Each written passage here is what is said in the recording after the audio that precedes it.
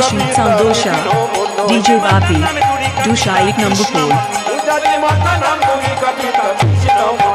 যে পুত্র হেরি পিতা মাতা আনন্দ না ধরে, আজ পুত্র খেটি পিতা মাতা আনন্দ না ধরে, পুত্র হেরি পিতা মাতা আনন্দ না ধরে, যে পুত্র খেটি পিতা মাতা আনন্দ না ধরে, প্রতিবেশী সবে উলধ্বনি করে, সবে ধ্বনি করে, পাড়া প্রতিবেশী সবে জয়ধ্বনি করে, পাড়া প্রতিবেশী সবে আনন্দ ধরে না, আনন্দ ধরে না, আনন্দ ধরে না, আনন্দ ধরে না, প্রতিবেশী সবে আনন্দ ধরে না, পাড়া প্রতিবেশী সবে আনন্দ ধরে না, পাড়া প্রতিবেশী সবে হরি হরি হরি বলে, পাড়া প্রতিবেশী সবে হরি হরি হরি বলে, পাড়া প্রতিবেশী মনে হরি হরি হরি বলে, পাড়া প্রতিবেশী মনে হরি হরি হরি বলে, পাড়া প্রতিবেশী মনে আনন্দ ধরে না, প্রতিবেশী সবে জয়ধ্বনি করে। পাড়া প্রতিবেশী সবে উলধ্বনি করে। এইদিকে এইদিকে এইদিকে আপনাদের বাড়িতে বাচ্চা হয়, একটু বলবেন আপনারা, বাচ্চার জন্মের পরে মুখে আপনারা কি দিন জোরে বলুন? নিম পাতা ও মধু। আচ্ছা, বাচ্চার জন্মের পরে মুখে আপনারা মধু দেন তো? কিন্তু মায়েরা কিছু মনে করবেন না, বাবারাও আপনারা জানেন যে বাচ্চার মুখে মধু দিলে বাচ্চা নাকি মিষ্টি মিষ্টি কথা বলে, তাই তো না কি বলছেন? কিন্তু আপনারা হাত তুলে বলুন তো, বুকে হাত দিয়ে বলুন তো, আপনাদের ছেলে জন্ম নেবার পরে কি সত্যি মিষ্টি মিষ্টি কথা বলে বড় হলে? না। আসলে আপনাদের ভুল ধারণাটা ভাঙিয়ে দিই। বাচ্চা জন্ম নিলে মুখে মধু দেওয়া হয় কেন? দেখবেন যে বাচ্চা জন্ম নিয়ে কান্নাকাটি করে না, ওই বাচ্চাটা সুস্থ বাচ্চা হয় না। ক্যানিং হসপিটালে গিয়ে দেখবেন, যে বাচ্চা জন্ম নেওয়ার পর কান্নাকাটি করে না, ডাক্তারবাবু সেই বাচ্চাকে পিঠে থাপ্পড় মেরে মেরে কান্না করায়। কেন? এই বাচ্চাটা সুস্থ বাচ্চা নয়। এবার বাচ্চার মুখে আপনারা মধু দেবেন। কেন মধু দেবেন? বাচ্চা জন্ম নিয়ে মায়ের দুধ পান করতে পারে না, বারবার কান্নাকাটি করে, বাচ্চার কান্না বন্ধ করার জন্যে কিন্তু মুখে মধু দেওয়া হয়। এবার আপনারা প্রশ্ন করবেন, মুখে মধু দেওয়া কখন দেওয়া উচিত? যারা কীর্তন শুনছেন, যারা বইপত্র পড়াশোনা করেন, আমি শাস্ত্রের রেফারেন্সে বলে দিই, আপনারা বাচ্চা জন্মের 2টো বার আপনারা মুখে মধু দেবেন, বাচ্চা মিষ্টি মিষ্টি কথা বলবে। কোন সময় দেবেন? 21 দিন পর আতুর ঘর থেকে নিয়ে যাবার পর বাচ্চাকে স্নান করিয়ে তার মুখে মধু দিয়ে বলবেন, প্রভু আমার ছেলে যেন মিষ্টি মিষ্টি কথা বলে। কোন বইতে বলেছে? হিন্দু ধর্ম কি এবং কেন, লেখককে লোকনাথ কি লোকনাথ কবিরাজ, এর বইতে বলেছে যদি বাচ্চাকে জন্মের পরে 21 দিন পর তার মুখে মধু দিয়ে প্রভুর কাছে প্রার্থনা করতে পারে, আমার ছেলে মিষ্টি মিষ্টি কথা বলুক, 100% মিষ্টি কথা বলবে। এবার থেকে পরীক্ষা করে দেখবেন। আর একটা সময় দেবেন। কোন সময়? যখন বাচ্চার অন্নপ্রাশন, মানে মুখে ভাত হয়, সেই সময় যদি আপনারা বাচ্চার মুখে মধু দিয়ে দিন, প্রসাদটা দেবার আগে ভগবানের যে প্রার্থনা করতে পারেন, ছেলে আমার মিষ্টি মিষ্টি কথা বলুক, আপনার ছেলে 100% মিষ্টি মিষ্টি কথা বলবে। মায়েরা, বাচ্চা তো জন্ম নিল, ওই কৃষ্ণমণ্ডলের ছোট্ট ছেলেটা খুব কান্নাকাটি করে। এখন দেখুন, কান্না বন্ধ করতে গেলে তো মধু দিতে হবে। তো একজন বলল, কৃষ্ণমণ্ডল তুমি তো খুব গরিব লোক, তোমার তো মধু কেনার পয়সা নেই, তুমি লোকের বাড়ি থেকে একটু মধু ধার করে এনে তোমার ছেলেটার মুখে দাও, অন্তত কান্নাটা বন্ধ হয়ে যাক। মায়েরা, কৃষ্ণমণ্ডল বলে উঠল, যদি লোকের বাড়ি থেকে মধু ধার করে এনে ছেলের মুখে দিই, আর সেই মধু যদি শোধ করতে না পারি, তাহলে নাকি কুকুর কুলে জন্ম নিতে হয়। এটা প্রাচীন লোকেরা বলে যে কুকুর কুলে জন্ম নিতে হয়। দরকার নেই বাবা, আমি কি করব জানো? আমি মধু না দিয়ে আমি একটা কাজ করব। কি? 2 কানে শোনাইল মধুর হরিনাম, 2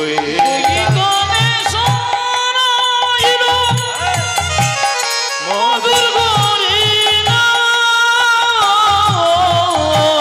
2 কানে শোনাইল মধুর হরিনাম।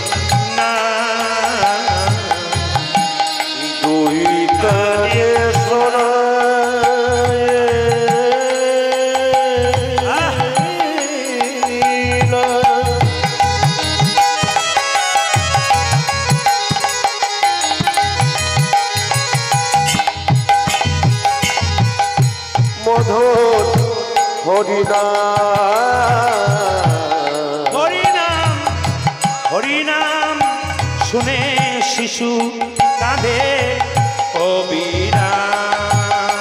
আমার হরিনাম শুনে শিশু কাঁদে অবিরাম। যে কাঁদা বদনে হাসি এলো, আজ কাঁদা বদনে হাসি এলো, কাঁদা বদনে হাসি এলো, আজ কাঁদা বদনে হাসি এলো। হরিনাম শুনে শিশু কাঁদা বদনে হাসি এলো, আজ হরিনাম শুনে শিশু কাঁদা বদনে হাসি এলো, যে হরিনাম শুনে শিশু কাঁদা বদনে হাসি এলো। আমার হরিনাম শুনে শিশু কাঁদা বদনে হাসি এলো। হরিনাম শুনে শিশু কাঁদে অবিরাম, হরিনাম নাম শুনে শিশু কাঁদে অবিরাম। ওরে আমার হরিনাম শুনে শিশু কাঁদে। অবিরাম। এই দিকে তাকাবেন, এই দিকে তাকাবেন, এই দিকে তাকাবেন। পেটে বাচ্চা থাকলে কিছু ভালো নিয়ম পালন করলে তার বাচ্চা কৃষ্ণ ভক্ত হয়। শুনে নেবেন কথাগুলো, এগুলো আমার কথা নয়, এগুলো পরম প্রেমময় অনুকূল ঠাকুরের কথা। এইদিকে পেটে বাচ্চা থাকাকালীন কোনো মেয়ে যদি প্রতিদিন মন্দিরে গিয়ে প্রণাম করে একটি কথা বলতে পারে, প্রভু আমার ছেলে হোক আর মেয়ে হোক যেন কৃষ্ণ ভক্ত হয়। এক। দুই কি, তুলসী মন্দিরে জল দিয়ে 4 বার পরিক্রমা করা। 3 কি, পারলে একটু শ্রীমদ্ ভাগবত গীতা পড়ুন। 4 কি, আপনার বাড়ির দেওয়ালে আপনি যেমন তেমন ছবি রাখবেন না, আপনি মহাপুরুষের ছবি রাখুন ভগবানের ছবির পাশাপাশি। কেন? পেটে বাচ্চা থাকলে মহাপুরুষের ছবিতে প্রণাম করুন, মহাপুরুষের ভাব আপনার ছেলে মেয়ের মধ্যে কিছু বর্তাবে। এই জন্য কিছু কাজ করলে আপনার বাচ্চা নিশ্চয় ভালো হবে। সবাই লক্ষ্য করুন, দুঃখের সংসারে জন্ম নিল বলে সেটার নাম রাখলো কি? দুঃখী। ওই ছোট্ট দুঃখীকে তার বাবা শেখাচ্ছে, শোন বাবা, এই বড় হয়ে গেল দুঃখী, 5 বছর বয়স, তাকে শেখাচ্ছে, শোন মানুষ কুলে জন্ম নেয় একটা মাত্র উদ্দেশ্য কি? ভগবানের চরণ সেবা করা। তুই যেন ভগবানের চরণ সেবা করতে যাস। আমি আপনারা যারা কীর্তন শুনতে এলেন, আজকে হরিবাসরে এত মানুষ বসে আছেন, আমি আপনাদের কিছু দিয়ে যেতে পারবো না। একটা জিনিস আশীর্বাদ করবো, ভগবানকে প্রার্থনা করব কি? আপনাদের বাড়ি বাড়ি যেন একটা করে কৃষ্ণ ভক্ত সন্তান হয়। প্রশ্ন করবেন, প্রদীপবাবু আপনি কৃষ্ণ ভক্ত সন্তান চাইলেন কেন? টাকা পয়সাওয়ালা ছেলে চাইলেন না কেন? আমি কৃষ্ণ ভক্ত সন্তান চাইলাম এই জন্যে, সচিমাতা নিমাইকে বলেছিল, নিমাই তোর বাবার পিণ্ডটা দেয়। নিমাই বলেছিল, মা পিণ্ড দিলে কি হয়? সচিমাতা বলেছিল, পিণ্ড দিলে 7 বংশ ধরায়। নিমাই বলেছিল, মা পিণ্ড দিলে 7 বংশোদ্ধার হয়, কিন্তু কোনো বংশে একজন কৃষ্ণ ভক্ত সন্তান জন্ম নিলে তার 7 বংশ নয়, তার 14 বংশোদ্ধার। এই জন্য আমি আপনাদের জন্য চাইব, আপনাদের বাড়ি বাড়ি একটা করে কৃষ্ণ ভক্ত সন্তান হোক, হিন্দু সনাতন ধর্ম জেগে উঠুক। হিন্দু ধর্ম নিয়ে আপনারা বলুন যে আমি হিন্দু, গর্ব করে আপনারা বলতে পারবেন, সনাতন ধর্মকে সম্মান দিতে পারবেন। আমি এইটাই চাই। মায়েরা, ছোট্ট দুঃখীর কথা বলতে গিয়ে আপনাদের বলে রাখি, আপনাদের বাড়িতে যে বাচ্চাগুলো আছে তাদের জন্য বলবো, যে যেখানে বলেছেন, বাচ্চাকে ছোটবেলা থেকে সংস্কার শেখান। কি সংস্কার শেখাবেন? না, বাচ্চাকে সংস্কার শেখাবেন কি?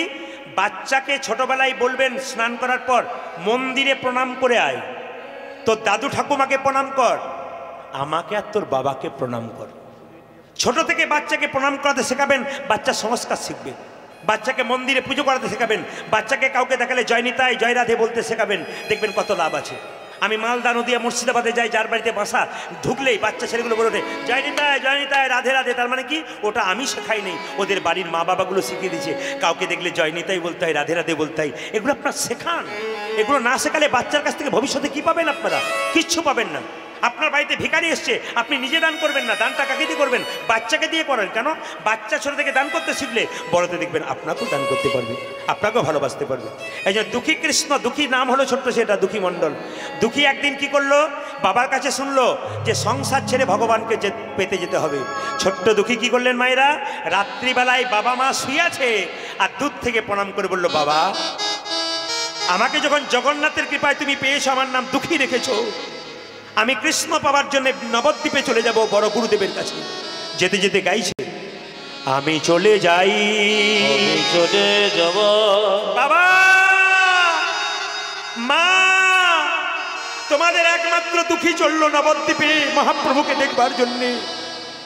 আমি চলে যাই, আমি চলে যাব, আমি চলে যাই, চলে যাব। দাও কবিতা হরি বল।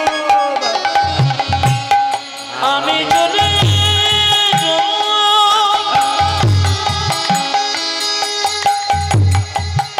আমি চলে যাব।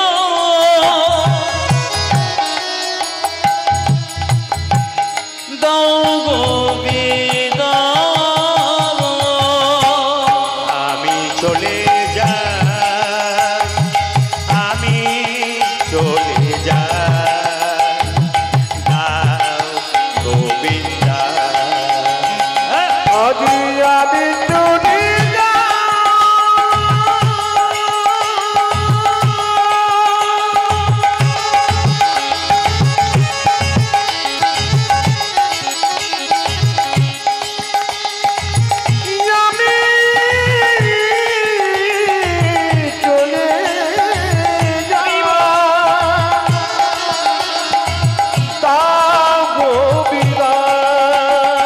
বিদায় জননী, বিদায় জননী, বিদায় জন্মভূমি, বিদায় জন্মভূমি, বিদায় জননী, বিদায় জনমনে, বিদায় জন্মভূমি,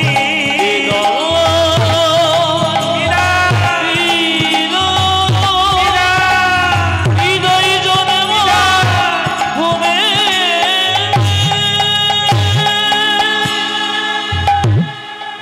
সবাই মিলে হাত তুলে বলুন রাধা রানী কি।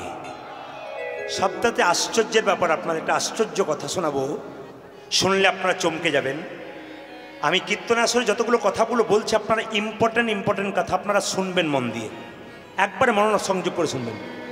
যেদিন ছেলেটার জন্ম হয়েছিল মা, সেদিন বাড়িতে সরস্বতী পুজো ছিল। আচ্ছা আপনারা বলুন তো হাত তুলে, আপনাদের এত এত বাচ্চাকে আপনারা কীর্তন শোনাচ্ছেন, মাগুলো এসছেন সরস্বতী পুজোর দিনে, কিছু মনে করবেন না। আগামী 20 মাঘ, 19 নয় কিন্তু, আগামী মাঘ মাসের 20 তারিখে সরস্বতী পুজো। জোরে বলুন হ্যাঁ না না। আচ্ছা এইবার বলুন, একটু শিখে নিন আপনারা। সরস্বতী পুজো হলে যতদিন না পুজো হয় আপনার বাড়ির বাচ্চাদেরকে আপনারা কুল খাওয়ান। জোরে বলুন খাওয়ান, খাওয়ান না। আচ্ছা কেন বলেন যে এ বাচ্চা কুল খাস নে, বলে কেন? আরে সরস্বতী পুজোর আগে কুল খেতে নেই। কেন খেতে নেই? শুধু জানলেন কেন খেতে নেই, কিন্তু কেন খেতে নেই এটা জানতে হবে আপনাদের। সবাই শুনে রাখুন। বলছে একজন ঋষি ছিলেন, তার নাম হচ্ছে বেদব্যাস। বেদব্যাস তিনি কি করলেন, একদিন সিদ্ধান্ত নিলেন মা সরস্বতীর আশীর্বাদ নেব, বাচ্চাদের শিখিয়ে দিন। আপনাদের যে বাচ্চাগুলো ছোটো ছোটো এসছে, এই গল্পটা বলার পর আপনি বাচ্চাকে শেখাবেন, তবে আপনি মা হলেন, তবে আপনি বাবা হলেন। আপনি শিখতেই পারলেন না সরস্বতী পুজো কুল কেন খেতে নেই, এর কত যুক্তি আছে দেখুন। কি বলছে, সরস্বতী পুজোর সময়, সরস্বতী পুজোর আগে বেদব্যাস কী করলো, ব্রহ্মসূত্র বলে একটা বই রচনা করবে। তার জন্য বসে রইল নদীর তীরে, ধ্যান করতে শুরু করলো। মা সরস্বতীকে বলল, মা এই একটা কুলের আঁটি আমি পুঁতে দিলাম, আমার চোখের সামনে একটা কুলের আঁটি পুঁতে দিলাম। এই কুলের আঁটি থেকে অঙ্কুর হবে, গাছ হবে, ফুল হবে, ফল হবে। এই ফল পেকে যখন আমার মাথায় পড়বে, সেদিন আমার বুঝবো সাধনায় সিদ্ধি লাভ হয়েছে। মায়েরা সবাই চমকে যাবেন। কি না, বেদব্যাস ধ্যান করতে শুরু করলো, কুলটাকে মাটিতে পুঁতে দিল, কুল গাছটা বড় হলো, গাছটার পরে ফুল হলো, ফল হলো, আর পাকা ফলটা বেদব্যাসের মাথাতে পড়ল। সেই দিন সাধনায় সিদ্ধি লাভ করলো, ব্রহ্মসূত্র রচনা করলো। এই জন্যে সেই দিনটা ছিল বসন্ত পঞ্চমীর দিন। এই দিকে সেই দিনটা ছিল বসন্ত পঞ্চমীর দিন, যেদিন পাকা কুলটা তার মাথায় পড়েছিল, সেদিন ব্রহ্মসূত্র রচনা করতে শুরু করলো। যেহেতু সাধনায় সিদ্ধি লাভ করেছিল বসন্ত পঞ্চমীর দিনে, তারপর কুলটা মাথায় পড়েছিল, ওই জন্য মা সরস্বতী পুজোর আগে বাচ্চাদের কুল খেতে নাই। ও মায়েরা, আপনারা আপনাদের বাচ্চাকে কি বলেন জানি না, আমাদের এই যে আপনারা আপনাদের বাচ্চাকে কি বলেন জানি না, আমাদের ওখানে মায়েরা বলেন বাচ্চাদেরকে, সরস্বতী বিদ্যা দেবে না, সরস্বতী পাপ দিয়ে দেবে, কুল খাস না বাবা। এইবার দেখুন, যারা মনে করে ওটা কুসংস্কারের গল্প, পুরাণের গল্প, সব গল্প মানি না, কুল খেতে হয়, যারা মানে অসুরের মতো লোক যারা বলে, তাদেরকে বলবেন এরপরে কথাটা শুনতে। বলে কি, কুল কেন খেতে নেই? আপনি জানিয়ে দিন আপনার ছেলেকে, বাবা কুল খেতে নেই, বিদ্যা হয় না, পাপ দিয়ে দেয়, খাবি না। এবার ছেলে আপনার বাইরে খেলা করতে গেছে, আপনি বাড়িতে রান্না করছেন, আপনি কি করে জানবেন যে ছেলে কুল গাছে নিচে খেলা করতে করতে দুটো কুল খেয়ে নেই? কিন্তু যখনই কুলটা তার হাতে যাবে, তখনই বাচ্চাটা মনে মনে ভাববে, মা আমাকে কুল খেতে বারণ করেছে, সরস্বতী পাপ দিয়ে দেবে, আমার বিদ্যা হবে না। কুলটাকে হাতে নিয়ে গিয়ে খেতে গিয়ে আর খাবে না। এর থেকে কি শিক্ষা পেল আপনার বাচ্চা? লোভের সংযম শিখল। সরস্বতী পুজোর আগে কুল খাবো না, খেতে গিয়ে থমকে দাঁড়ালো, মানে লোভের সংযম শিখলো। বড় হলে আপনার বাচ্চার লোভী হবে না, অন্তত ভালো কাজ করবে। আরেকটা কি শিখলো? এই যে এখন থেকে কুল গাছে কুল ধরেছে, সরস্বতী পুজো পর্যন্ত খাওয়া যাবে না, এই এতদিন যে বাচ্চাটা খাবে না, ধৈর্যের পরীক্ষা হয়ে গেল। তার মানে আপনার বাচ্চার ধৈর্যের পরীক্ষা হয়ে গেল। আপনার বাচ্চা বড়তে ধৈর্যবান হবে, আর ধৈর্যবান হলে অনেক লাভ হবে। আপনাদের দক্ষিণ চব্বিশ পরগনাতে আছে কিনা জানি না, আমাদের বীরভূমে কিন্তু খুব একটা নাই। আপনাদের এখানে মা কালী মন্দির, মা লক্ষ্মী মন্দির, সব মন্দির আছে। সরস্বতী মন্দির আছে? জোরে বলুন। হ্যাঁ না আছে, যদি থাকে দু একটা, কিন্তু সরস্বতী মন্দির নেই। আচ্ছা বলুন তো মায়েরা, সরস্বতী মন্দির কেন নেই? খুব যুক্তির কথা, কেন সরস্বতী পুজোর মন্দির নেই? সরস্বতী হচ্ছে বাক দেবী। বাক মানে শব্দ, শব্দের দেবীকে সরস্বতী কোথা থেকে বেরোই? মুখ থেকে বেরোই। এই জন্য মুখটাই হচ্ছে সরস্বতীর মন্দির। খুব যুক্তির কথা, একবারে মন দিয়ে শুনবেন। বলছে সরস্বতী বাক দেবী, বাক মানে কি? শব্দ, আর শব্দের দেবীকে সরস্বতী। তাহলে কোথা থেকে বেরোচ্ছে? মুখ থেকে বেরোচ্ছে। এই মুখটা হচ্ছে সরস্বতী। এই মুখ দিয়ে ভালো কথা বলো, এই মুখ দিয়ে লোককে খারাপ কথা বলো না। যত ভালো কথা বলবে, মা সরস্বতী কি পাতল তোমার তাদের হবে। এই জন্য শিক্ষা আছে, প্রত্যেকটি পুজো, প্রত্যেকটা পার্বণ আমাদের শিক্ষা আছে। আমরা দেখতে যাই, কিচ্ছু বুঝি না, খালি ডিজে বক্স বাজিয়ে মদ খেয়ে আনন্দ করে চলে আসি, আমরা কিচ্ছু বুঝি না। বুঝতে হবে আপনাদের কেন এগুলো করতে হয়। এবার লক্ষ্য করুন মায়েরা, দেখবেন সরস্বতী পুজোতে মন্ত্র বলা হয় পুষ্পাঞ্জলি দেবার সময়। এই মন্ত্রটা কি ভাষায় বলা হয়? সংস্কৃত ভাষায় বলা হয়। আপনাদের যে সংস্কৃত ভাষাতেই মন্ত্র বলতে হবে তা নয়, আপনি নিজের ভাষাতে বলতে পারেন। কেন বলুন তো? নিজের ভাষাতে বললেই ভালো হয়। আমরা ছোটবেলায় মা ষষ্ঠীকে পুষ্পাঞ্জলি দিতাম, 100 জন ছেলে, ঠাকুরমশাই মন্ত্র বলাতো, আমরা বুঝতেই পারতাম না কি সংস্কৃত মন্ত্র বলছে। ফুলটা সবাই ছুটছে, আমরা ছুড়ে দিলাম, কিছুই বুঝলাম না। না, যদি বুঝতে পারেন তো ভালো, যদি বুঝতে না পারেন তাহলে নিজের ভাষায় মাকে বলবেন, মা তুমি নাও মা পুষ্পের ভার, আমাকে দাও মা বিদ্যার ভার। কত সরল ভাষায় বললেন। রামকৃষ্ণদেব মা কালীকে ডেকেছিল মা খা, মা খা। ও কি হিন্দিতে ডেকেছিল না সংস্কৃতে ডেকেছিল? ও তো নিজের প্রাঞ্জল ভাষায় ডেকেছিল, মা খা, মা খা। মা রামকৃষ্ণদেবের হাতে খেয়েছিল।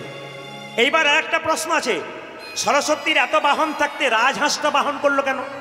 পাতি হাঁসকে বাহন করলো না কেন? খুব শিক্ষা আছে। রাজহাঁসকে দেখবেন জল আর দুধ একসঙ্গে মিশিয়ে দিলে জলটা ফেলে দেয়, দুধটা খেয়ে নেয়। আপনারা কেউ দেখেছেন না? আমি কেউ দেখেছি।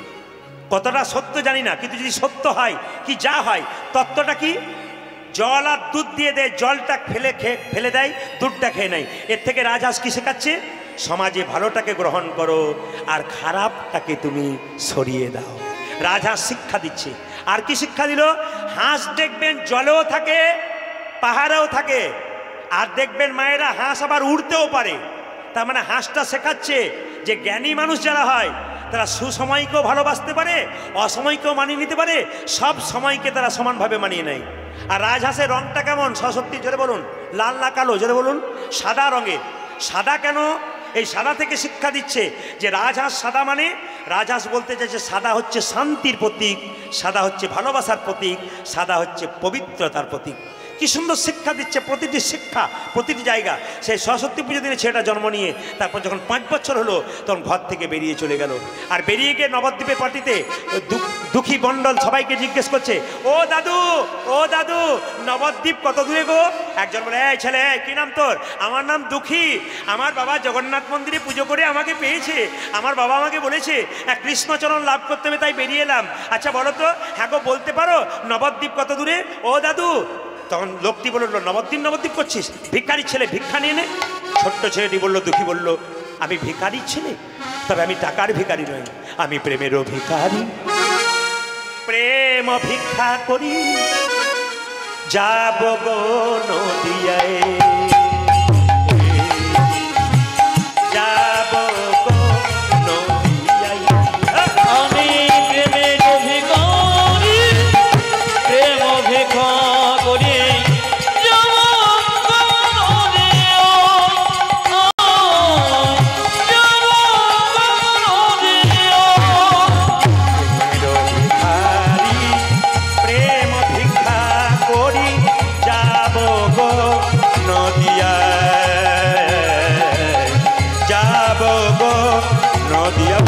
প্রেমের ভিখারি নিম ভিক্ষা করি যাব গো নদিয়া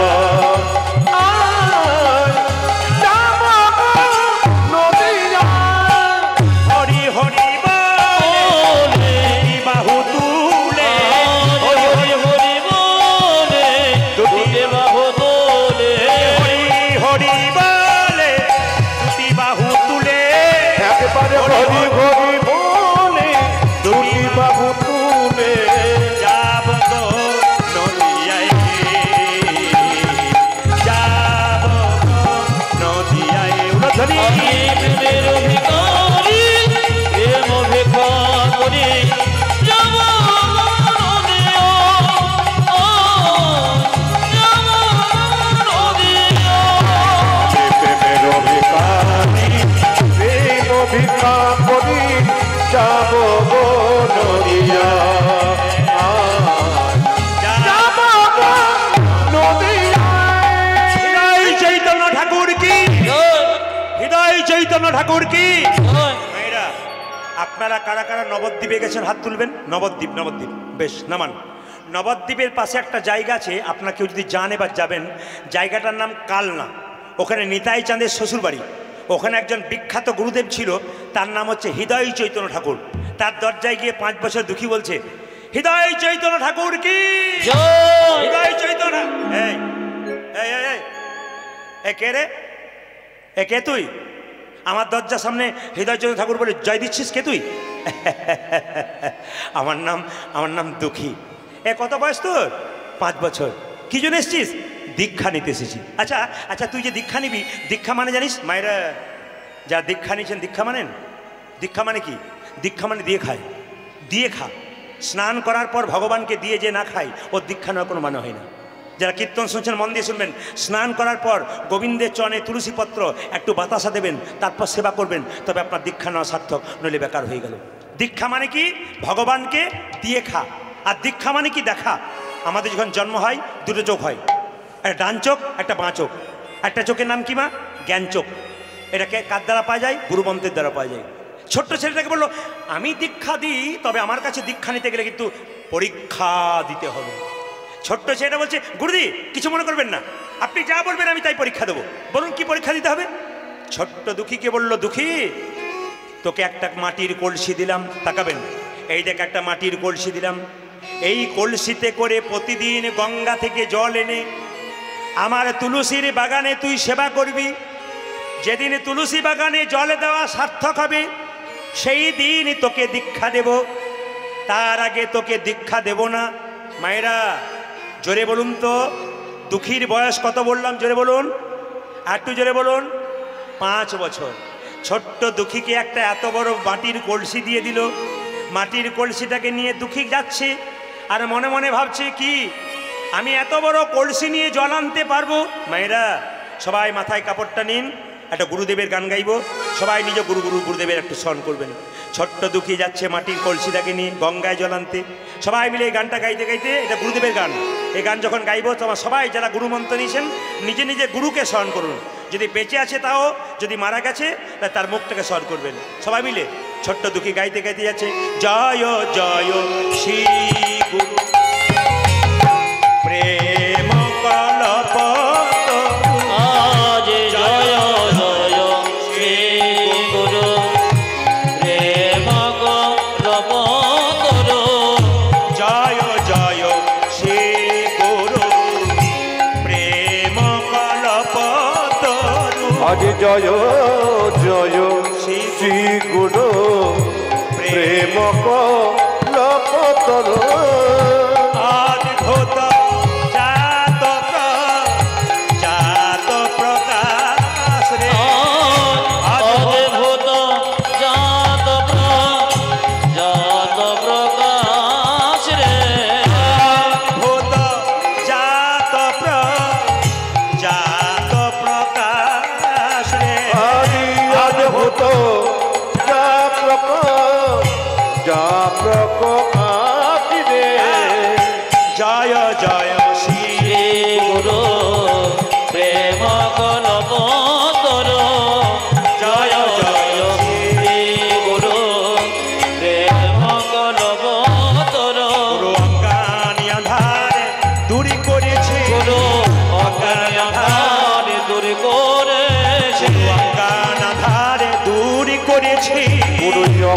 আধার দূর করেছে জ্ঞান চাঁদের প্রকাশ করে অজ্ঞান আধার দূর করেছে আমার জ্ঞান চাঁদের প্রকাশ করে আমার অজ্ঞান আধার দূর করেছে জ্ঞান তাদের প্রকাশ করে অজ্ঞান আধার দূর করেছে জ্ঞান তাদের প্রকাশ করে অজ্ঞান আধার দূর করেছে অজ্ঞান আধার দূর করেছে মায়েরা এইটুকু 5 বছরের ছেলে আর তার মাথায় একটা বিরাট বড় কলসি দিয়েছে ওই মাটির কলসির ঘষা লাগতে লাগতে মাথাতে একটা দগদগে ঘা হয়ে গেল ঘা থেকে পুঁজ হয়ে গেল মা পুঁজ হওয়ার পর রক্ত হয়ে গেল পোকা কিলবিল কিলবিল করতে লাগলো ছোট্ট দুঃখী দেখলো যদি আমি পাকড়ি না বাঁধি তাহলে গুরুদেব আমাকে জল আনতে দেবে না আর জল আনতে না পারলে আমাকে দীক্ষা দেবে না 3 ঘন্টার কীর্তন শুনতে এসে 10 বার উঠতে হয়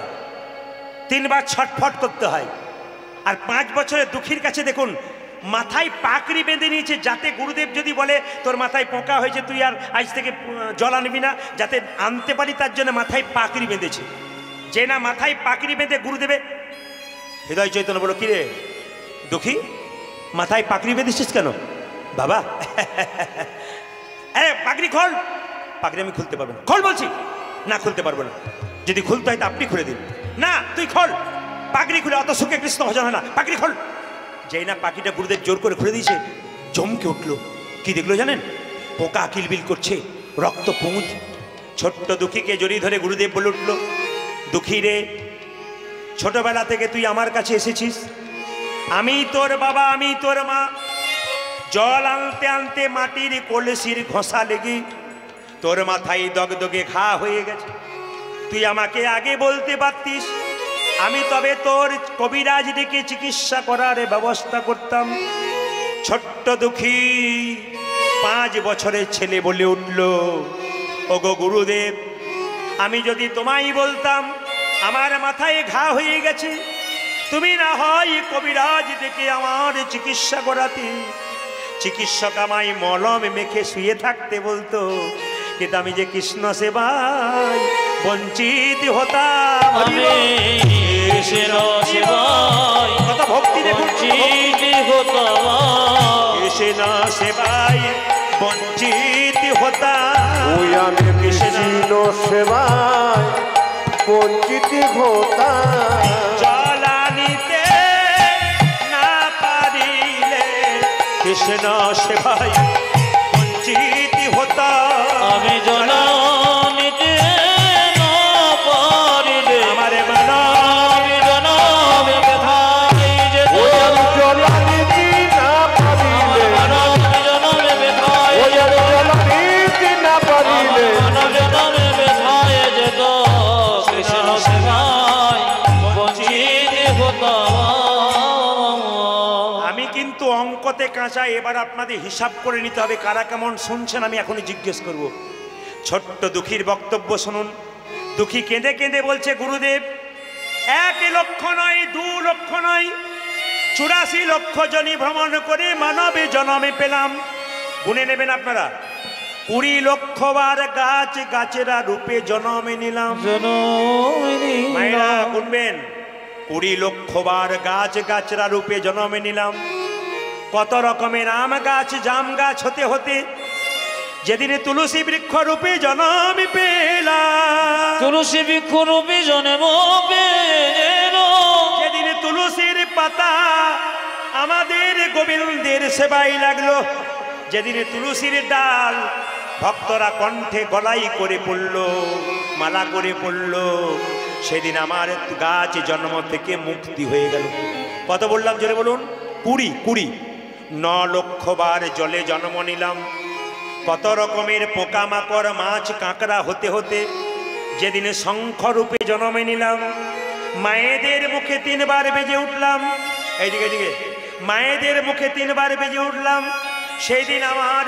জল জন্মে থেকে মুক্তি হলো 20 আর 9 কত হলো মায়েরা 20 আর 9 29 11 লক্ষ বার কৃমি কীট পোকা রূপে জন্ম নিলাম কত রকমের পোকা হতে হতে যেদিনে ভ্রমর কুলে জন্মে নিলাম যেদিনে ফুল থেকে মধু সংগ্রহ করে আমরা গোবিন্দের সেবায় লাগালাম, সেদিন আমাদের পোকা জন্ম থেকে মুক্তি হলো। কত হলো বলুন, কত হলো, কত হলো বলুন দাঁড়া আসে, কত হলো? 40 বা 30 লক্ষ বার পশু কুলে জন্মে নিলাম। কত রকমের পশু হতে হতে যেদিন গাভী কুলে জন্মে নিলাম, যেদিন আমি গাভী কুলে জন্ম নিলাম, এইদিকে যেদিন গাভীর দুগ্ধ দিয়ে গোবিন্দের সেবা হলো, সেবা হলো, যেদিন গাভীর চামড়া দিয়ে মহাপ্রভুর শিকল তৈরি হলো, তৈরি হলো, সেই দিন আমরা পশুকুল থেকে মুক্তি পেলাম। কত হলো বলুন, কত হলো? 70। এবার সবাই লক্ষ্য করুন, বলছে 10 লক্ষ বার পাখি কুলে জন্মে নিলাম। কত রকমের পাখি হতে হতে যেদিন আমরা ময়ূর কুলে জন্মে নিলাম, ময়ূর কুলে জন্ম নিলাম, ভাগ্য ফলে ময়ূরের পালকটি গোবিন্দ মাথায় নিল, গোবিন্দ মাথায় নিল, সেইদিন আমাদের পাখি জন্মে থেকে মুক্তি হয়ে গেল। কত হলো মায়েরা? 80। 4 লক্ষ বার বানর কুলে জন্মে নিতে নিতে যেদিন রাম ভক্ত হনুমান রূপে, হরিবল, যেদিন রাম ভক্ত হনুমান রূপে, আস্তে আস্তে আস্তে, যেদিন রাম ভক্ত হনুমান রূপ, যেদিন রাম ভক্ত হনুমান রূপে জন্মে নিলাম। মায়েরা, একটা হনুমান পশুকুলে জন্ম নিয়ে যা করতে পারলো, আপনারা তা করতে পারলেন না, আমরাও তা করতে পারলাম না। তাকাবেন আমার দিকে। রাম ভক্ত হনুমান যা করতে পারলো, আমরা তা করতে পারলাম না। প্রমাণ কি? একদিন সীতাকে যখন হনুমান উদ্ধার করলো, তো সীতামা আদর করে তাকে একটা মতির মালা দিল। মায়েরা তাকান, যেই না মতির মালাটা হনুমানকে দিয়েছে, হনুমান প্রথমে কপালে ঠেকালো, কানে ঠেকালো, চোখে ঠেকালো, নাক দিয়ে শুকে শুকে দেখলো, তারপর জিভ দিয়ে চেটে চেটে দেখলো, তাকান, তারপর দাঁত দিয়ে কেটে কেটে 64 টুকরো করলো। মায়েরা, হনুমান কেন 64 টুকরো করলো, 63 করলো না? হনুমান কেন 65 টুকরো করলো না, 64 করলো কেন? এই 64 টুকরো কলিযুগে 64 মহান্ত রূপে এলো। তাকান আমার দিকে, 64 মহান্ত রূপে এলো। হনুমান যখন দাঁত দিয়ে কেটে দিয়েছে মালাটা, লক্ষণ সামনে দাঁড়িয়েছিল, সীতাকে বলেছে, সীতা বৌদি কিন্তু মা। এই সংসারে মা বাবা মরে গেলে দাদা হচ্ছে বাবা আর বৌদি হচ্ছে মা, একবার মায়ের স্বরূপ। সীতাকে মা বলতো, লক্ষণ বলল, মা এ তুমি কি করলে? হনুমানকে মতির মালা দিলেও তো মতির মালার মানে বোঝে না। বানরে সপিলে মতি, মতিতে তার নাই কমতি, অনাসে কাটে তারে দন্তে, শিশু মানে না দেবতাই, মানুষে পূজে তারে জ্ঞানবন্তে। ও মা, তুমি মতির মালা দিলে কেন? অতুল্য ধন তুলসী রে, তুমি যারে তুলসী রে, কুকুরে কি তার মান্য রাখে? তুমি কি জানো না লক্ষ্মী সুকতি সুখের পাখি, ব্যাধি কি রাখে যতন করে। মায়েরা, বাচ্চা ছেলেকে মন্দিরে শুয়ে দিন, ও প্রস্রাব পায়খানা করে দেবে কেন বলুন তো? ও তো মানেই জানে না মন্দিরে মানে কি। লক্ষণ বারবার হনুমানকে অপমান করছে। সীতা তখন চিৎকার করে বলছে, হনু এ তুই কি করলি? তুই আমার মালাটাকে দাঁত দিয়ে কেটে দিলি, তুই আমার অপমান করলি। আমাদের কাউকে বললে আমরা রেগে যেতাম, কিন্তু হনুমান কেঁদে কেঁদে বলল, মা গো, আমি কি তোমার মালাকে কোনোদিনই অপমান করতে পারি?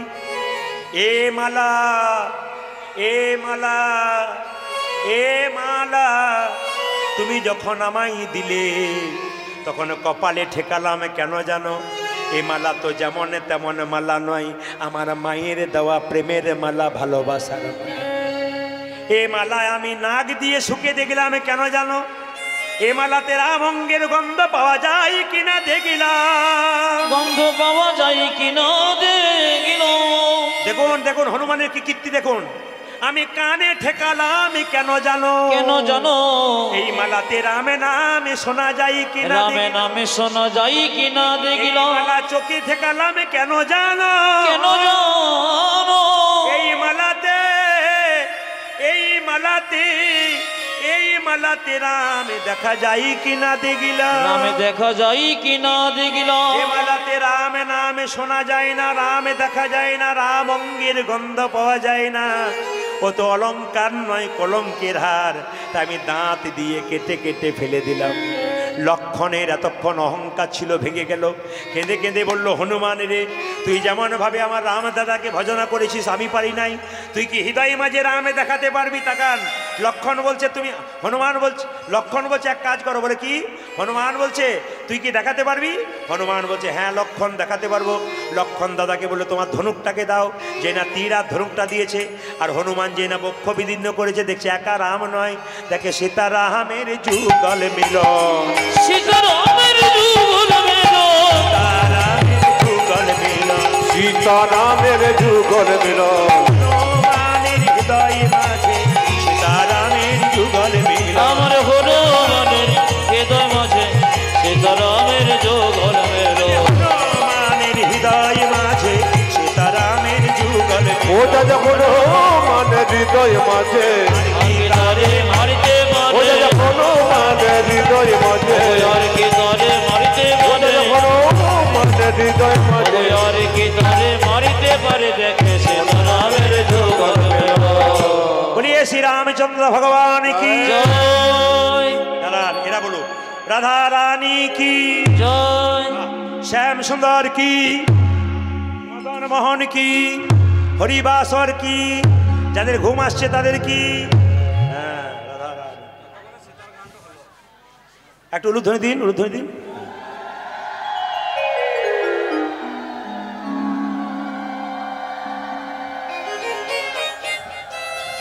সবাই মিলে রাধা রানী কি।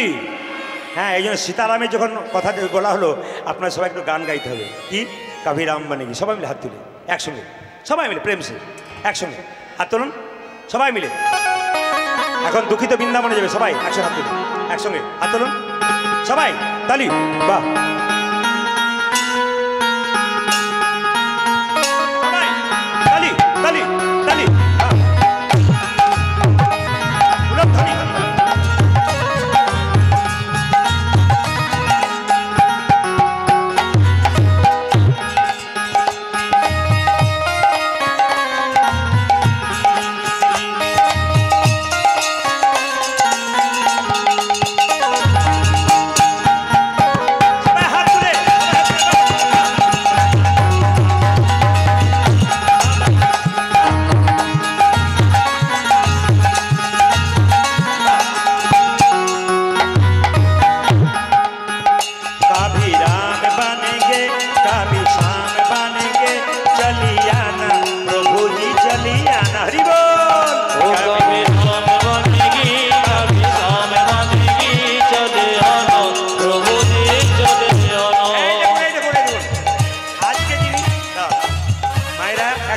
একটু বসুন।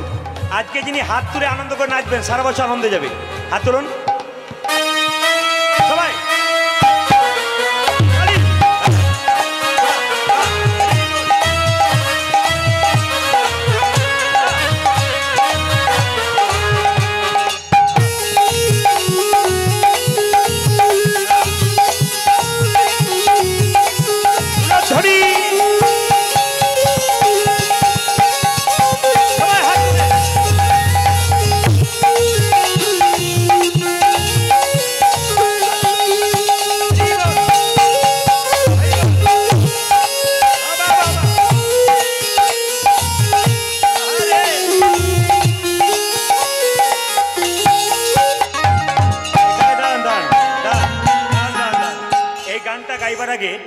এই গানটা গাইবার আগে আপনাদের একটু বুঝিয়ে দিয়ে যাই।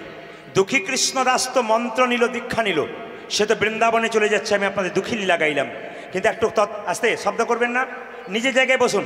বাবু সবাই মিলে নিজের জায়গায় বসো, সুন্দর করে বুঝিয়ে দিই। আচ্ছা, কিছু মনে করবেন না, কুরুক্ষেত্রের যুদ্ধ যখন হয়েছিল আপনারা সবাই জানেন। আস্তে, পঞ্চপাণ্ডব জিতেছিল, এটা এইদিকে এইদিকে, পঞ্চপাণ্ডব জিতেছিল ওটাও জানেন, 100 ভাই হেরেছিল ওটাও জানেন। কিন্তু আস্তে আস্তে আমি আপনাদের বোঝাতে চাই। আচ্ছা, সব রাজারা দেখবেন, বিভিন্ন রাজ্যের রাজারা কুরুক্ষেত্রে যোগ দিয়েছিল, কিন্তু উরুপির একটা রাজা, এইদিকে এইদিকে শাস্ত্র পড়বেন, উরুপির রাজা যুদ্ধে যোগদান করে নাই। কৃষ্ণ জিজ্ঞেস করেছিল, রাজা তুমি যুদ্ধে যোগদান করবে না? বলছে না, আমি কি করব? দুই পক্ষকেই সাহায্য করব।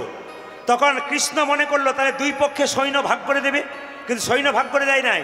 বলছে আমি কি করবো জানো, কুরুক্ষেত্রের যুদ্ধে যারা ঘায়েল হবে, আঘাত পাবে, তাদের সেবা করব, আর যুদ্ধের শেষে যারা বেঁচে থাকবে তাদের সবার খাবারের ব্যবস্থা করব। বয়স্ক বাবারা যারা আছেন একটু জ্ঞান দিয়ে শুনবেন। তো বলছে তাদের খাবারের ব্যবস্থা করব। সবচাইতে আশ্চর্যের ব্যাপার, 1 লক্ষ সৈন্য যদি যুদ্ধ করত তো যুদ্ধের আগেই কিন্তু রান্না তৈরি হয়ে যেত, কিন্তু যুদ্ধ হবার পরে কতজন মরতো তার ঠিকানা নাই, কিন্তু যতজন বাঁচত ততজনেরই খাবার তৈরি হতো, একজনের কম হতো না, একজনের বেশি হতো না। তা কি করে সম্ভব? আপনার যুদ্ধতে চলে যাচ্ছে 1 লক্ষ লোক, এবার ধরুন কিছু তো মরে যাবে, তারপর তো রান্না হবে, যে কজন হতে পারে, কিন্তু মরবার আগে, যুদ্ধ হবার আগে সকালে রান্না হয়ে যেত, যুদ্ধের পরে যারা বেঁচে থাকতো তারা খেয়ে নিত, কিন্তু যতজন বেঁচে আসতো ততজনই খেত, একজন কমও না একজন বেশিও না। এটা কি করে সম্ভব? উরুপির রাজার কাছে সবাই গিয়েছিল জিজ্ঞেস করতে, আচ্ছা রাজাবাবু, বলে কেন, কীরকমভাবে খাবার তৈরি করেন, এটা কি করে হয়, যতজন বেঁচে আছে ততজনই খায়, একজন কম না একজন বেশি নাই? উরুপির রাজা বলেছিল, আগামীকাল যুদ্ধ হবে, আর আজকে সকালবেলায় কৃষ্ণকে একটা থালাতে করে বাদাম নিয়ে যাওয়া হয়। তাকাবেন, আগামীকাল যুদ্ধ হবে আর আজকে সকালবেলায় একটা থালাতে করে বাদাম নিয়ে যাওয়া হয়। যতগুলো বাদাম কৃষ্ণ খাবে, আমার হিসাব আজ কালকে যুদ্ধে ততগুলি মারা যাবে। তাকান আমার দিকে, কালকে যুদ্ধে ততগুলি কিন্তু মারা যাবে, এই হিসাবে কিন্তু রান্না করতো। খুব গুরুত্বপূর্ণ কথা কিন্তু। সবাই হাত তুলুন, হাত তুলে, কাভি রাম বানেগি কাভি শাম বানেগে, कभी राम बनेगी कभी शाम बनेगी, चले आना प्रभु जी चली आना। कभी राम बनेंगे कभी शाम बनेंगे, चली आना प्रभु जी चली आना। ओ कभी राम बनेगी कभी शाम बनेगी, चले आना प्रभु जी चले आना। कभी राम रूप में चली आना, हरि बोल। ओ कभी राम रूप में चले आना, कभी राम रूप में चली आना, वो कभी राम रूप में चली आना। सीता साथ लेके दोनों हाथ लेके, सीता साथ लेके दोनों हाथ लेके, वो सीता साथ लेके दोनों हाथ लेके, चले आना प्रभु जी चली आना। उसी का साथ लेके दोनों हाथ लेके, चले आना प्रभु जी चले आना।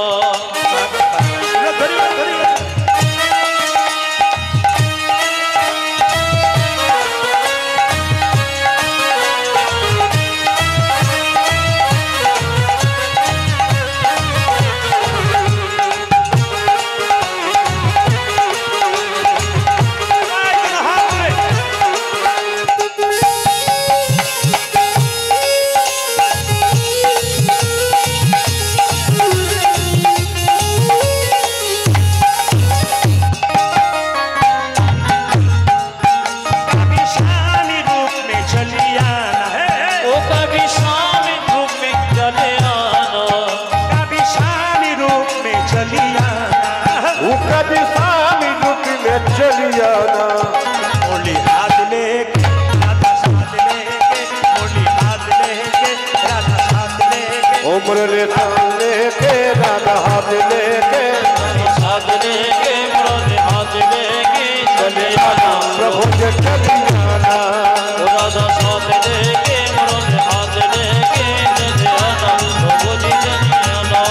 वो कभी राम बनेगे कभी शाम बनेगे, चले आना प्रभु जी चली आना। हाथ ताली।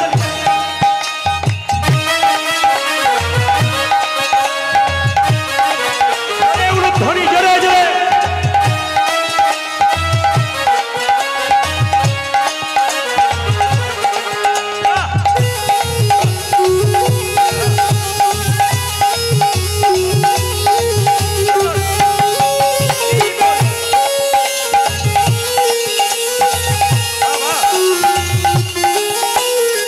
हाथ उठिए।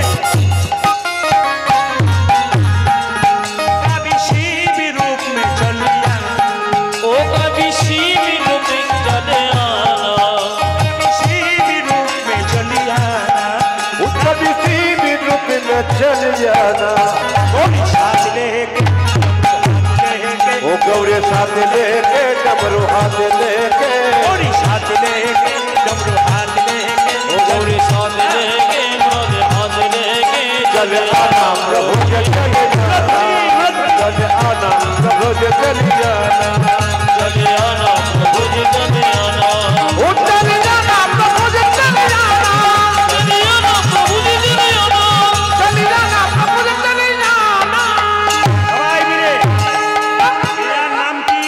লীলার নাম কি? দুঃখী কৃষ্ণ দাস।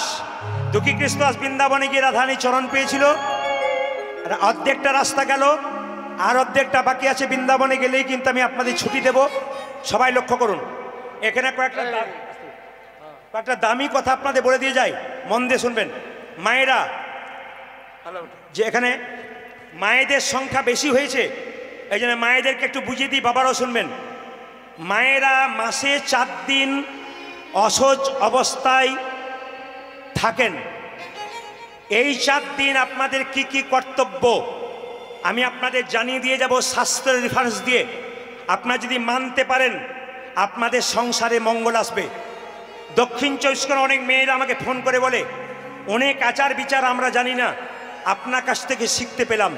কিন্তু আমি আপনাদের বলতে চাই, 3 ঘন্টার গানে, 3.5 ঘন্টার গানে এত সব বলা যায় না। শুধু ছোট করে আপনাদের বলে দিয়ে চলে যাই। বরাহ পুরাণ, বিষ্ণু সংহিতা, মহাভারতের শান্তি পর্ব, সুশ্রত সংহিতা, এই 4টি গ্রন্থ থেকে আপনাদের বলে দিয়ে যাই।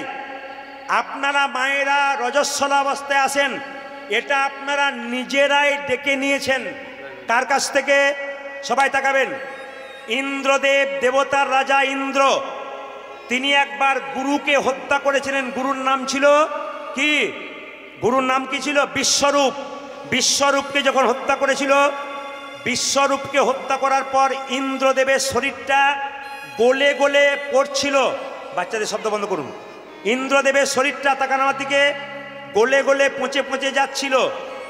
তখন আসতে বাবা, গলে গলে গলে গলে পচে পচে যাচ্ছিল।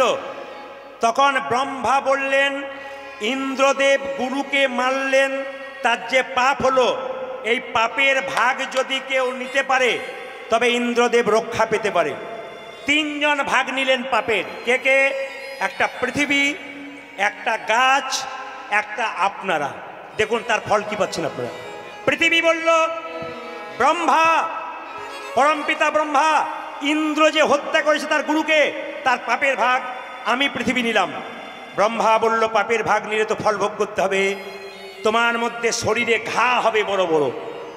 পৃথিবীর ঘা কোনগুলো বলুন তো? দেখবেন প্রায় জায়গাতে বড় বড় গর্ত তৈরি হয়। অনেক দূরে দূরে যাবেন, দেখবেন বড় বড় গর্ত আছে। এটা পৃথিবীর ঘা। তো বলো, ঘাগুলো উপায় নেই কিছু? ব্রহ্মা বলল, উপায় আছে। বলে কি? একটা উপায়। পরে দেখবে এই ঘাগুলো পূর্ণ হয়ে যাবে। যেখানে বড় বড় গর্ত সেখানে দেখবেন বাড়ি হয়ে যাচ্ছে, সেই ঘাগুলো পূর্ণ হয়ে যাচ্ছে। বৃক্ষ বলল, আমরা নেব পাপের ভাগ। আর যেই না বলেছে আমরা নেব, ব্রহ্মা অভিশাপ দিয়ে দিল। শোনো, অভিশাপ নয়, পাপের ফল তোমাদের ভোগ করতে হবে। কি পাপ? না, তোমরা যে ওই ব্রাহ্মণ হত্যা বা গুরু হত্যার পাপ নিয়েছো, তাই জন্য তোমাদেরকে যখন কাটবে তোমার শরীর থেকে আঠা বের হবে। গাছকে কাটলে দেখবেন গাছের শরীর থেকে আঠা বের হয়। গাছগুলো কেঁদে কেঁদে বলল, তাহলে ইন্দ্রদেবের গুরু হত্যার পাপের ভাগ আমরা নিলাম, আমাদের শরীর থেকে আঠা পড়ছে, আমরা কি করব? ব্রহ্মা তখন বললেন, যেহেতু পাপের ভাগ নিলে পুণ্যের ফলও তোমাদের ভোগ করতে হবে। কি? তোমাদের যেখান থেকে কাটা হোক সেখান থেকে আবার নতুন গাছ গজাবে। দেখে নেবেন, গাছের ডাল থেকে কেটে দিলে আবার নতুন গাছ গজায়। দেখবেন কত সত্যতা আছে। প্রত্যেকটি শাস্ত্র প্রত্যেকটি ব্যাখ্যা দিয়েছে একবার সুন্দর করে। আপনারা শুনছেন এতক্ষণ ধরে, আপনারা এত সুন্দর করে একবারে শুরু থেকে শেষ পর্যন্ত আপনার তত্ত্বের কথা শুনছেন এবং লীলার কথা শুনছেন। এত মন দিয়ে বাচ্চাগুলো শুনছে, আমি খুব ধন্যবাদ। কেন বলুন তো? ক্যানিংয়ের সাতমুখী বলে একটা জায়গা আছে, খুব একটা বেশি দূর নয়। এখানে আমি এসেছিলাম, তখন আমার ইউটিউবে কোনো নাম ছিল না। ওনারা তখন জয়দেব মেলায় গান শুনে কিন্তু আমাকে এখানে নিয়ে এসেছিলেন। আমার মনে পড়ে বহুদিন আগে প্রচুর ভক্ত হয়েছিল, আরও শীতের মধ্যে এসেছিলাম, আমার মনে আছে। তারপর থেকে আমি এইদিকে আসিনি। এই যে আমাদের ছেলেটি, ছোট্ট ছেলেটি ওই যে দাঁড়িয়ে আছে ধুতি পরে, এ তো আমার জন্য ফল নিয়ে গেছে, আমার থেকে ফল খেয়েছে, আমার পা ধরে ধরে বারবার, বাবা একটা লীলা করতে হবে, বাবা একটা লীলা। ওর চোখের জল, ওর ভালোবাসা, ওর ভক্তি, ওদের এসে ওদের কমিটির ছেলেদের যে ভক্তি এবং কমিটির ছেলে যে ভালোবাসা, আমি খুব পেয়ে গেলাম। আমি আপনাদের কথা দিয়ে গেলাম, আমি আগামী 15 বছর পর একবার আপনাদের সামনে আসবই। আমি কথা দিয়ে গেলাম। কত বছর পর? কত বছর পর? যদি বেঁচে থাকে। না, এইদিকে এইদিকে এইদিকে মায়েরা, এরা 15 বছর অপেক্ষা করতে চায় না।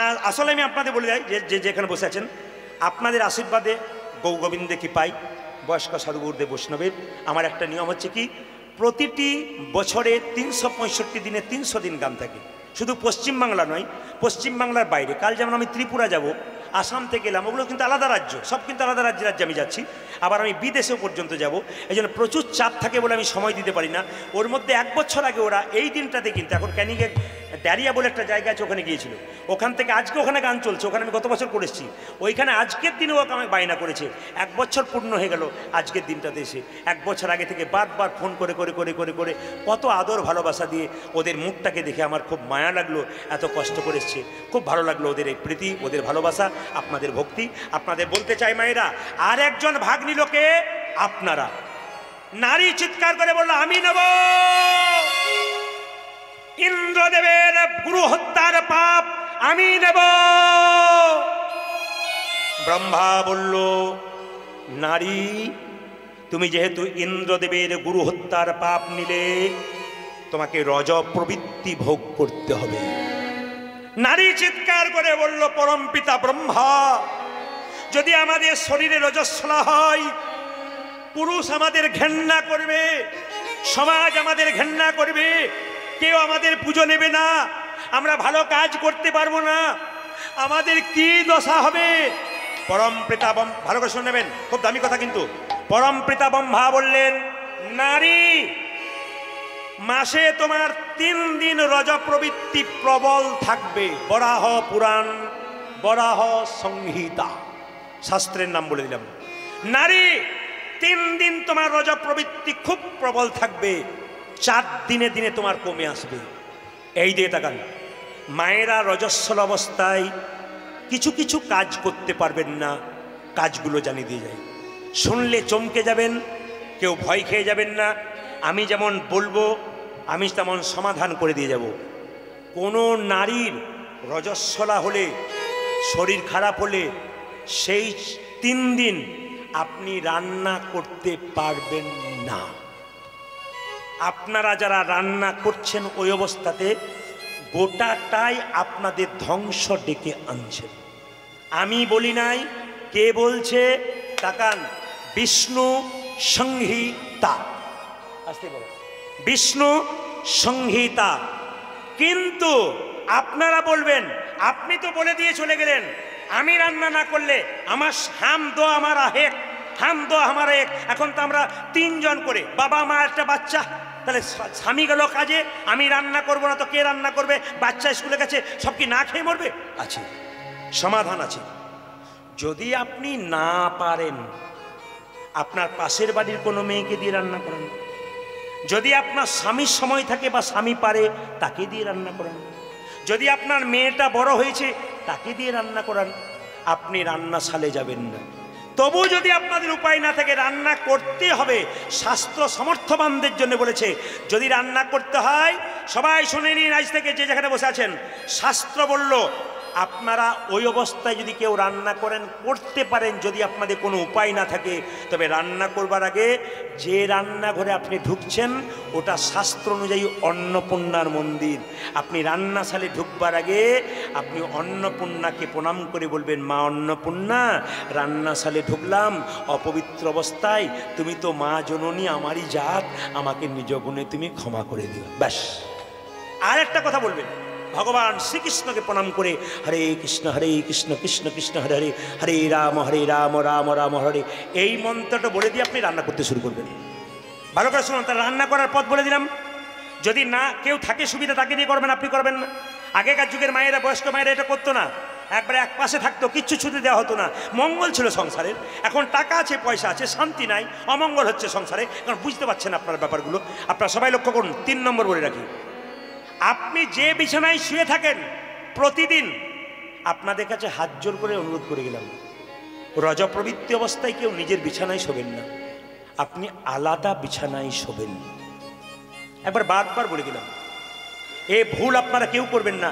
আমি যে শাস্ত্র থেকে বলছি, পরিষ্কার করে বলে দিলাম, বিষ্ণু সংগীতা আমি বলি নাই, মা শাস্ত্র বলল যে যদি কারো রজপ্রবৃত্তি হয়, ওই অবস্থায় কোনো মা জননী কোনো মতেই তার বিছানায় শোবে না, আলাদা বিছানা পেরে শুধু। আপনার বাচ্চাটা যদি আপনার দুগ্ধ খায়, ছোট বাচ্চা, তাকে নিয়ে শুবেন। কিন্তু যদি আপনার বাচ্চা বড় হয়ে গেছে, তাকে প্রতিদিন মা কোলের কাছে শোয়ায়, সেই অবস্থায় আপনি কোনো বাচ্চাকে শোয়াতে পারবেন না, আপনার মেয়েকে শোয়াতে পারবেন না, আপনার স্বামী থাকতে পারবে না, আপনাকে একাই থাকতে হবে। এইবার দেখুন মহাভারতের শান্তি পর্ব কি বলল, তাকান।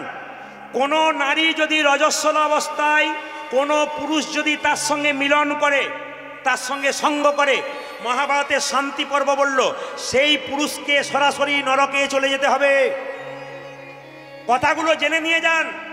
আপনারা যা জানেন না, আমি রাত্রির অন্ধকারে চিৎকার করে বলে গেলাম, আপনার হিসাব করবেন, বই পড়ে দেখে নেবেন, কি সুন্দর ব্যাখ্যা আছে আর সত্যি মিল আছে। আপনারা যদি এগুলো কিছু মেনে চলতে পারেন, আপনার যা সংসার উন্নতি আছে, আপনার আধ্যাত্মিক চেতনা আরও বাড়বে, আপনার উন্নতি আরও বাড়বে, আপনার মনের শান্তি আরও বাড়বে। আপনার গৃহে গাড়ি বাড়ি টাকা থাকলে শান্তি হয় না, মনের শান্তিটা সবচাইতে বড়। এই শান্তিটা হবে কখন, যদি নিয়মগুলো করতে পারেন। কোন পুরুষ যদি শান্তি পর্ব বলল মহাভারতের, কোন পুরুষ যদি নারী রজস্বল অবস্থায় মিলন বা সঙ্গ করে, তাকে নরকে যেতে হবে। সুশ্রত সংহিতা বইটার নাম বললাম, সুশ্রত ঋষি বললেন সুশ্রত সংহিতায় কি, কোন পুরুষ যদি কোনো নারীর সঙ্গে রজস্বল অবস্থায় মিলন করে, তবে তার তিনটে জিনিস চলে যায় পাক্কা একবারে। বারবার কোন পুরুষ যদি কোনো নারীর সঙ্গে রজস্বল অবস্থায় মিলন করে বা সঙ্গ করে, তা সুশ্রত সংহিতায় সুশ্রত ঋষি বললেন যে পুরুষের তিনটে জিনিস চলে যায়। কি কি? চোখের জ্যোতি, বুদ্ধিভ্রষ্ট হয়, আর শরীরের বল নষ্ট হয়। এই তিনটে জিনিস পুরুষের নষ্ট হয়। এইবার লক্ষ্য করুন, বরাহ পুরাণ বলল 3 দিন যে আপনারা রজস্বল অবস্থায় থাকেন, আপনারা কি করবেন? মন্দিরে যেতে পাবেন না, বিগ্রহ বিগ্রহ ছুতে পাবেন না, মন্দিরে ভেতরে ঢুকতে পাবেন না, ভগবানের পুজো করতে পারবেন না, গুরু মন্ত্র জপ করতে পারবেন, হ্যাঁ, হরে কৃষ্ণ মহামন্ত্র বলতে পারবেন, হ্যাঁ। কেন? মানসিক জপ করবেন, বাহ্যিক করবেন না। আপনি মন্দিরে ঢুকতে পাবেন না, মন্দিরে পুজো করতে পারবেন না, গীতা ছুঁতে পারবেন না, কোনো গ্রন্থ পড়তে পারবেন না, কিন্তু বসে বসে এক পাশে আপনি গুরু মন্ত্র জপ করতে পারবেন, আপনি হরে কৃষ্ণ মন্ত্র জপ করতে পারবেন। আপনি মন্দির দূরে রইল, আপনি দূর থেকে প্রণাম করতে পারবেন, কিন্তু প্রবেশ করতে পারবেন না। 3 দিন পর আপনার স্নান করবেন 4 দিনে দিনে। এর ফল কি? 4 দিনের স্নানটা লাভ কি? দুটো। কি? 4 দিন স্নান করে আপনার প্রথম কাজ কি? রান্না করা। আর দ্বিতীয় কাজ কি? প্রতিস্পর্শ করা। 4 দিন স্নান করার পর কি করতে হয়? একটা প্রতিস্পর্শ, আর 2 হচ্ছে কি মায়েরা? রান্না করা। 5ম দিনে আপনারা আবার যেমন কাজ করেন সংসারে, যেমন পূজা পাঠ করেন, আপনারা সেরকমই করবেন। আসুন, আজকে অনেকটা সময় আপনাদের নিয়ে নিলাম। ছেলেগুলোর মুখের দিকে তাকিয়ে 8:30 বাজতে চললো, তো ওরা বলেছিল বাবা 8টা করবেন না, একটু বাড়িয়ে দেবেন। ওদের মুখের দিকে তাকিয়ে আমি 8:30 করে দিলাম। পরবর্তী দল আসছে, সবাই মিলে প্রেমসে আবার যদি কোনোদিন সুযোগ পাই আপনাদের সামনে আসবো। সবাই মিলে এই গানটা গাইতে গাইতে হাত তুলুন একসঙ্গে, শ্যামল তনু সবাই মিলে একসঙ্গে খুব সুন্দর করে, ফাইন ভাবে সবাই হাত তুলুন, একসঙ্গে হাত তুলুন, বসে বসে বসে বসে বসে বসে হাত তুলুন।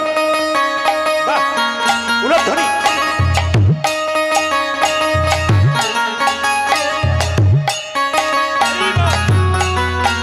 উলধ্বনি।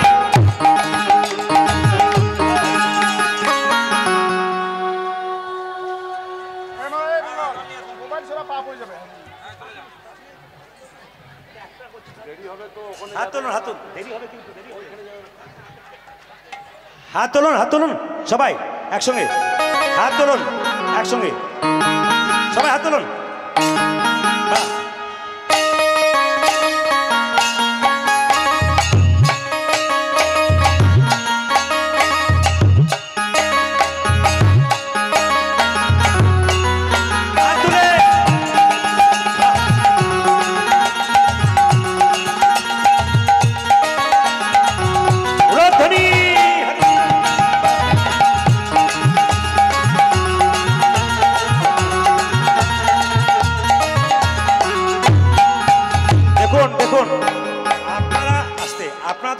মাসি দেখুন, মাসি দেখুন, উনিও নাচছেন, কিন্তু বোঝেন আর না বোঝেন, আর ওনার নাচটা একবার দেখে নিন সবাই, লজ্জায় চলে যাচ্ছে। আচ্ছা, হাত তুলুন, হাত তুলুন, হাত তুলুন, বাজাও হাত তুলে।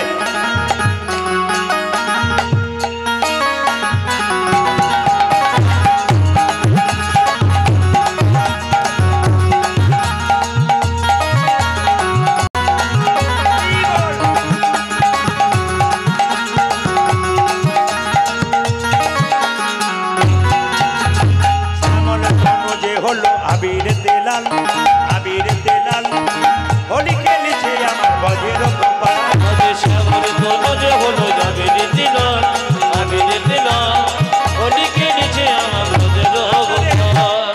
আপনাদের একটু পরিচয় দিয়ে দিই, আমি যে বাড়িতে আছি উনি কিন্তু খুব সুন্দর যত্ন করে সেবা করেছেন। কমিটি যা খাবার দিয়েছে আবার উনি যা রান্না করেছেন তাও প্রাণ ভরে আমাদের দিয়েছেন। এর থেকে বুঝলাম যে রাঁধতে জানে সে চুল বাঁধতেও জানে। তিনিও নাচছেন, আপনারাও নাচুন একসঙ্গে হাত তুলে। শ্যামল তনু যে হলো আবির লাল আবির লাল হোলি খেলছে আমার ব্রজের গোপাল। শ্যামল তনু যে হলো যাবে রীতি লাল আমি রীতি লাল হোলি খেলেছে আমার ব্রজের গোপাল। শ্যামল তনু যে হলো আবির লাল হোলি খেলছে আমার ব্রজের গোপাল। উঠেছে শ্যামল তনু যে হলো আবির লাল আবির লাল হোলি খেলিছে যেমন ব্রজের গোপাল। সাথে লইয়া সিদাম সদাম যত না রাখা তবু সাথে লইয়ে সিদাম সদাম যতন রাখো। সাথে লইয়ে সাথে লইয়ে সাথে লইয়ে সিদাম সদাম যত না রাখা দেখো সাথে লইয়া সিদাম সদাম যত না রাখা হোলি খেলছে আমার ব্রজের গোপাল। আজ শ্যামল তনু যে হলো আবির লাল আমি রীতি লাল হোলি খেলেছে আমার ব্রজের গোপাল। শ্যামল তনু যে হলো আবির লাল আবির লাল হোলি খেলিছে যেমন ব্রজের গোপাল। রাধারে রং দেবে বলে ধরিল পিচকারি লাল রঙে রাধাইল নীল রঙে শাড়ি হয়। রাধা হরিল পিকারি লাল রঙে না গায়ে দলের বড় সরে। রাধারে রং দেবে বলে ধরিল পিচকারি লাল রঙে রাধাইল নীল রঙে শাড়ি। উঠেছে রাধারা রং দেবে বলে করিল পিচকারি লাল রঙে জাগা দিল নীল রঙের শাড়ি। রাধা বলে রং দিও না দোহাই নন্দলা রাধা বলে রঙ দিও হয় নন্দনা। রাধা বলে রং দিও না দোহাই নন্দলা উঠেছে রাধা বলে রং দিল না দোহাই নন্দনা। হোলি খেলছে গোপাল। শ্যামল তনু যে হলো আবির লাল আমি রীতি লাল হোলি খেলেছে আমার ব্রজের গোপাল। আমার তনু যে হলো আবির লাল আবির লাল হোলি খেলিছে আমার ব্রজের গোপাল। শ্যামল তনু যে হলো আবির লাল হোলি খেলছে আমার ব্রজের গোপাল। উঠেছে শ্যামল তনু যে হলো আবির লাল হোলি খেলিছে আমার ব্রজের গোপাল। শ্যামল তনু যে হলো আবির লাল হোলি খেলেছে আমার ব্রজের গোপাল। আমার তনু যে হলো আবির লাল হোলি খেলিছে আমার ব্রজের ব্রজের গোপাল। পরবর্তী লীলার দল আসছে, আপনার কীর্তন শুনুন। আমি এই গানটি শেষ গান গাইব, আপনারা সবাই হাত তুলে গেয়ে নিন সবাই মিলে কৃষ্ণ বলে। সবাই মিউজিকের সঙ্গে হাত তুলুন, সবাই হাত তুলুন যে যেখানে দাঁড়িয়েছেন সবাই দোনো হাত। এখন কেউ পয়সা দিতে আসবেন না, একটু পর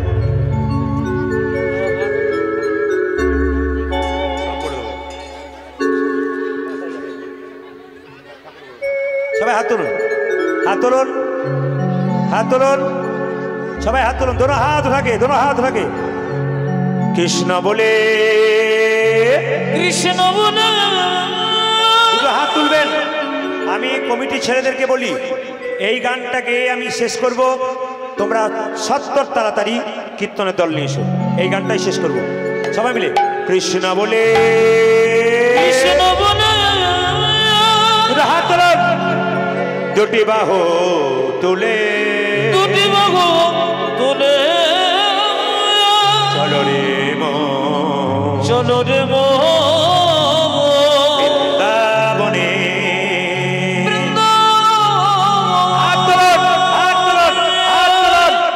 One, two, three, four, তালি।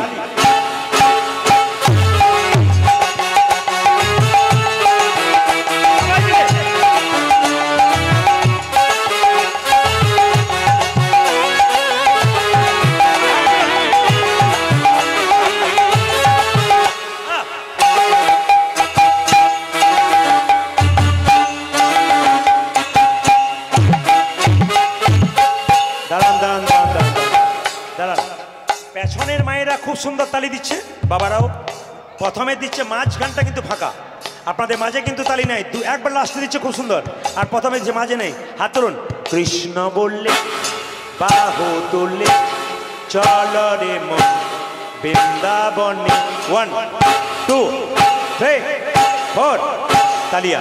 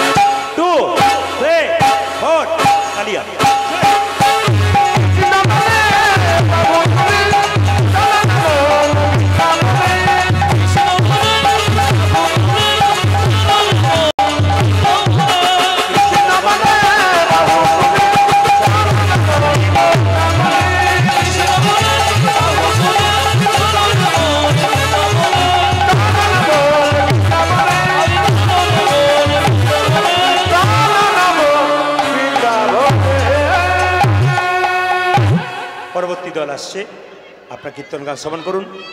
আর গাইলে তো প্রতিদিন গান তো কষ্ট হবে, আর একটা গাওয়া যাবে না মনে হচ্ছে।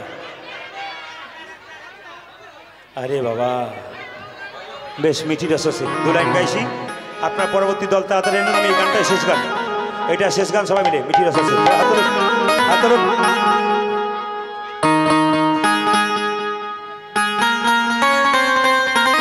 সবাই হাত তুলে 1 2 3 4 তালি।